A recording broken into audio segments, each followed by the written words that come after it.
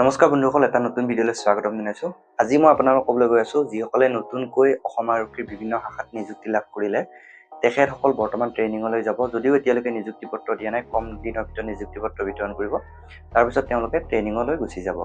চ' যিসকলে চাকৰি পালে ট্ৰেইনিঙলৈ যাওঁতে কি কি সামগ্ৰী লগত নিব, চ' মোৰ অভিজ্ঞতাৰ ফালৰ পৰা মই আপোনালোকক কিছুমান বস্তু কি কি ট্ৰেইনিঙৰ সময়ত প্ৰয়োজন হয়, কি কি আপোনালোকে ঘৰৰ পৰা নিব পাৰে, তাৰ এখন তালিকা আপোনালোকক দিবলৈ গৈ আছোঁ। গতিকে ভিডিঅ'টো শেষলৈকে চাব, বহুখিনি কথা আপোনালোকে ভিডিঅ'টোৰ জৰিয়তে গম পাব। বন্ধুসকল চাওক, যেতিয়া আপোনালোকে ইণ্টিমেশ্যন লেটাৰ বা এপইণ্টমেণ্ট লেটাৰ আপোনালোকে পাব, তাত আপোনালোকৰ উল্লেখ থাকিব ক'ত যাব লাগিব, ক'ত ৰিপৰ্ট কৰিব লাগিব।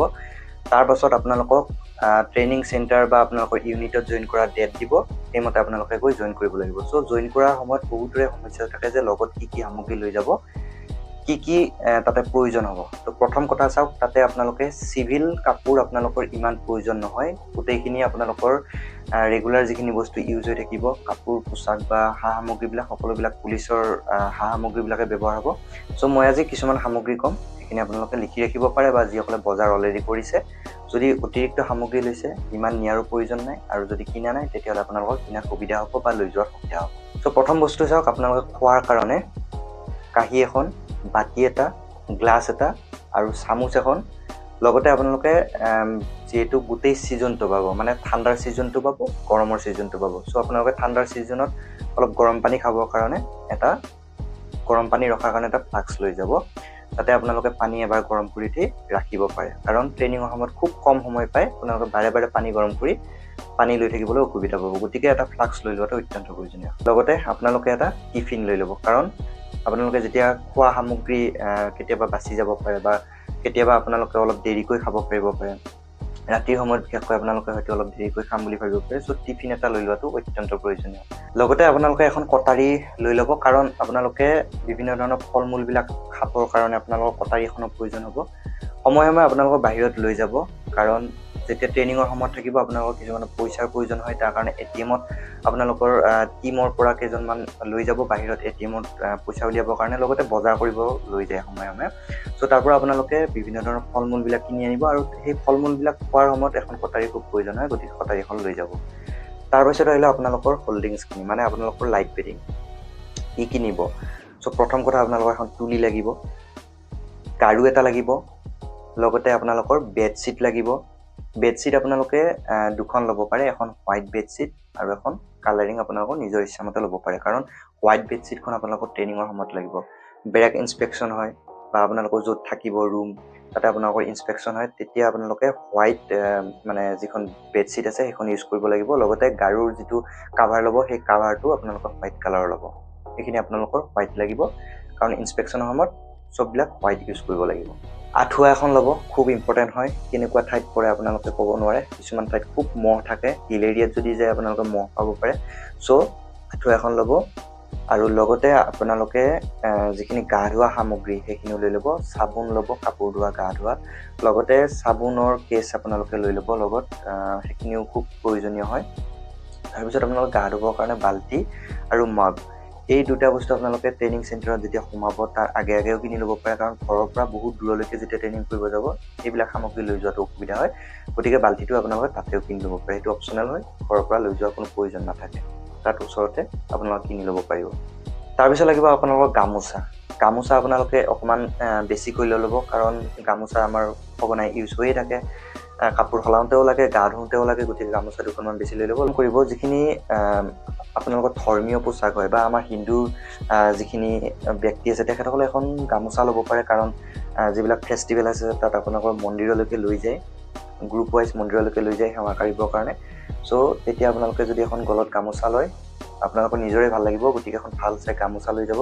আৰু যিসকল বেলেগ ধৰ্মাৱলম্বী লোক আছে, মুছলমান লোকসকলে কি কৰিব পাৰে, নিজৰ ঈদৰ সময়ত বাহিৰত লৈ যাব নামাজ পঢ়িবৰ কাৰণে। চ' নামাজ পঢ়া আপোনালোকৰ যিখিনি মানে পোচাক আছে বা সা সামগ্ৰী আছে সেইখিনি লৈ ল'ব, নিজৰ ইচ্ছামতে সেইখিনি লৈ ল'ব পাৰে, কাৰণ বাহিৰলৈকে এইবিলাক কৰিব লৈ যায়।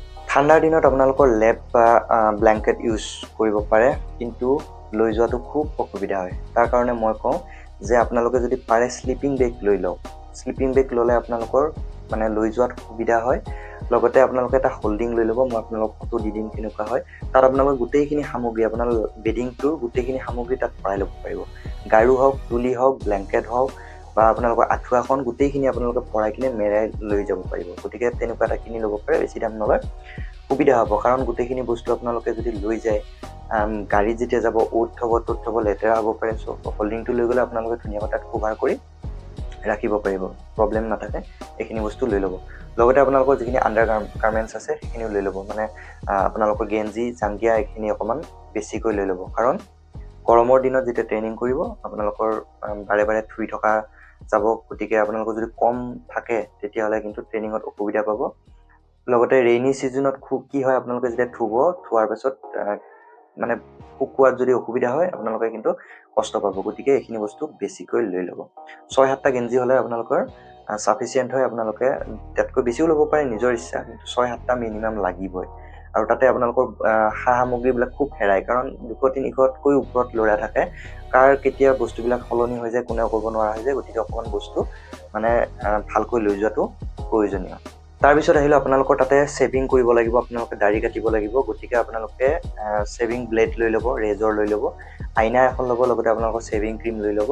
সেইখিনি ৰেগুলাৰ কৰিব লাগিব। আপোনালোকে যেতিয়া ৰাতিপুৱা শুই উঠিব 3-4টা বজাত শুই উঠিবই লাগিব, কাৰণ বহুত ল'ৰা থাকে আৰু প্ৰত্যেকবিলাকেই এজন এজনকৈ গোটেই কামখিনি কৰোঁতে খুব দেৰি হৈ যায়। গতিকে অলপ সোনকালে উঠিব লাগে। আৰু উঠিয়ে আপোনালোকৰ প্ৰথম কামটো হৈছে যে আপোনালোকে দাড়ি কাটিব লাগিব, আপোনালোকৰ বুট পালিচ কৰিব লাগিব। যেতিয়া আপোনালোকে বুট পিন্ধিব পাব তেতিয়া আপোনালোকে বুট পালিচ কৰিব লাগিব।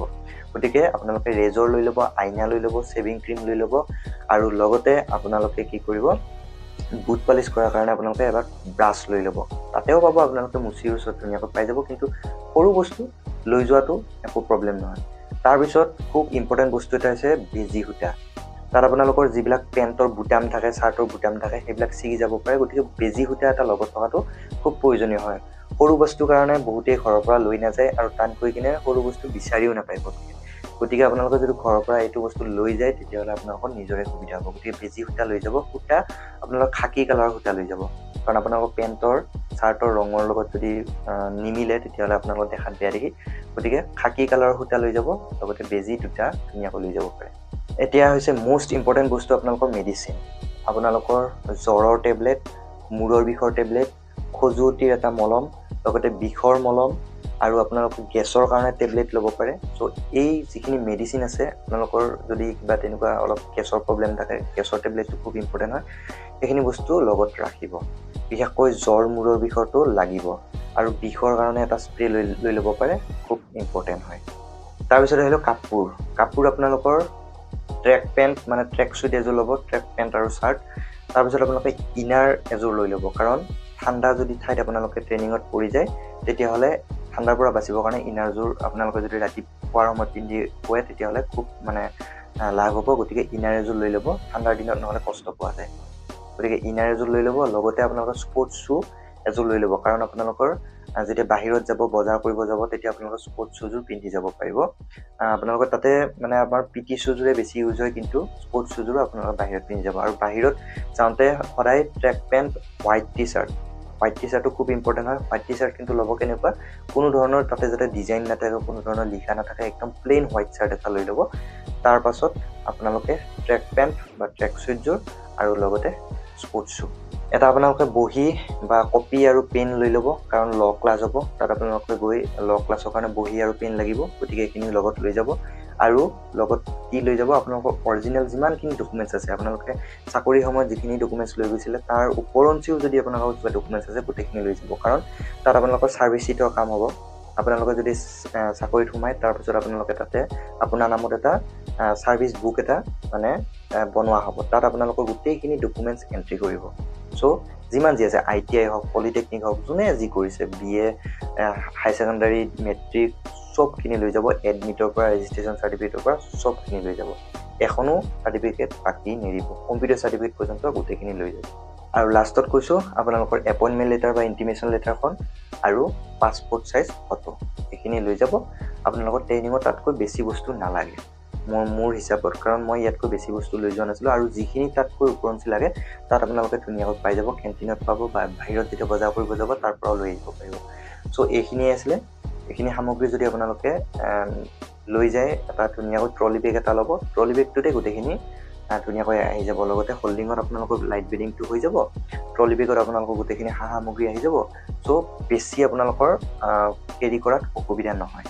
আৰু যিমান পাৰে কম মানে বেগ ল'ব, নহ'লে আপোনালোকৰ তাতে মানে গাড়ী সলাওঁতে বা ট্ৰেইনিং চেণ্টাৰত যেতিয়া আপোনালোকৰ বিচনা ইখনৰ পিছত সিখন চেঞ্জ কৰিব লগা হয়, তেতিয়া খুব মানে অসুবিধা হয়। গতিকে যিমান পাৰে এটা ট্ৰলি বেগ, এটা লাইট বেডিং আৰু পিঠিত লোৱা এটা সৰু বেগ হ'লে আপোনালোকৰ ট্ৰেইনিং চেণ্টাৰত যোৱাৰ কাৰণে মানে আপোনালোকৰ ছাফিচিয়েণ্ট হৈ যায়। গতিকে এইখিনি আছিলে ভিডিঅ'টোত। যদি ভিডিঅ'টো ভাল পাইছে তেতিয়াহ'লে লাইক কৰি দিব, শ্বেয়াৰ কৰিব আপোনালোকৰ বন্ধু বান্ধৱীৰ সৈতে যিসকলে চাকৰি পাইছে। চ' কোনো এটা নতুন ভিডিঅ' লৈ আহিম, তেতিয়ালৈকে থেংক ইউ।